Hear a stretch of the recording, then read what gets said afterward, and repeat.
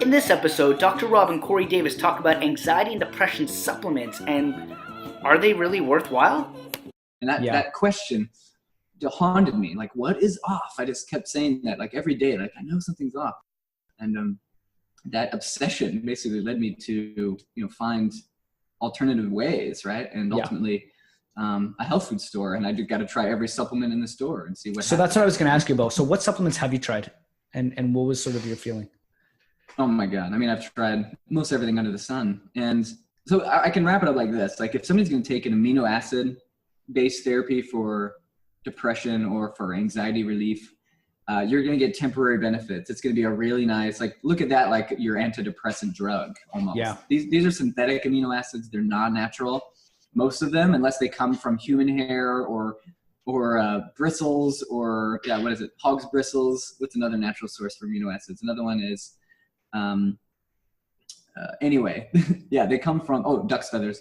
So you don't necessarily want to take amino acids, single synthetic or synthetically processed amino acids long-term. Right. They don't really fix the problem, right, Rob? They just they feel just like an antidepressant drug, makes more serotonin happen in the gap. Almost like these amino acids do a similar thing. They just artificially put more stuff in your metabolism than ought be, when your body should be finding a way to take the protein from your diet and then put it there itself. Yeah. Right. Absolutely. And then I took a bunch of, there's the dopamine, right? Maybe I thought I had a dopamine issue but it wasn't, no. And then, it would give me some kind of temporary feeling of difference, but, it wouldn't last long term because it was just another symptom management. Wasn't getting to the root of the problem. That's right. Yeah. It wasn't getting to the root of the problem. So I spent so much time in that symptom realm, and I took like NADH and CoQ10, which CoQ10 was like a phenomenal shift. It was strange. Like, for about a month, I felt so calm and just better.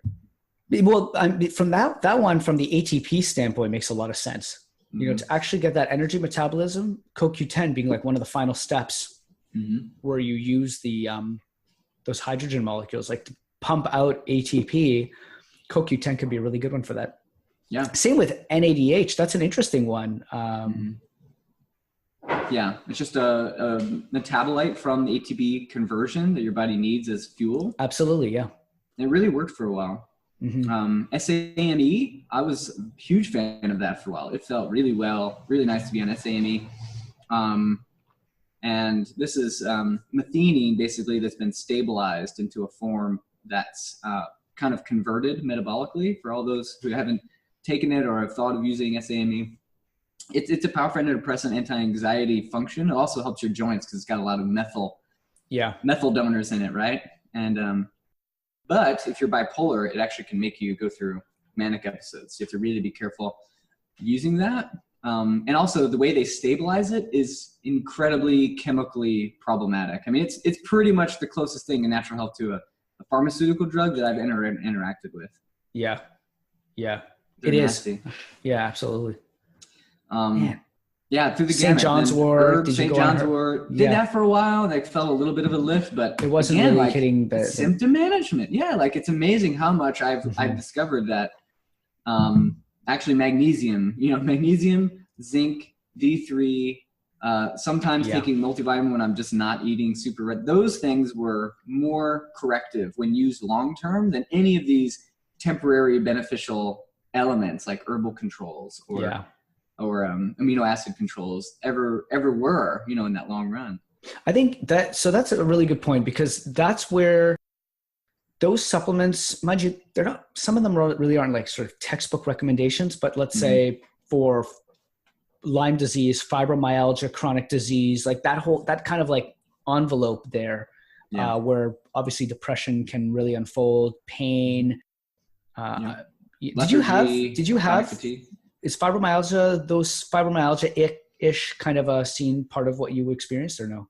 No, fortunately not. I mean, I did have all the joint pains because, of course, Lyme affects your joints massively through its own kind of toxic outputs, but also it eats that collagen, right? But other than that, no, I didn't have the typical fibromyalgia or the pain components. Lucky, in that sense. I know, it's very fortunate, Yeah, but it's funny, those supplements you mentioned kind of are more supporting the immune response, not so much like the way St. John's works to sort of elevate you up. It's completely different. So it's not surprising now looking back why it didn't really work as well for you. Yeah. But yeah.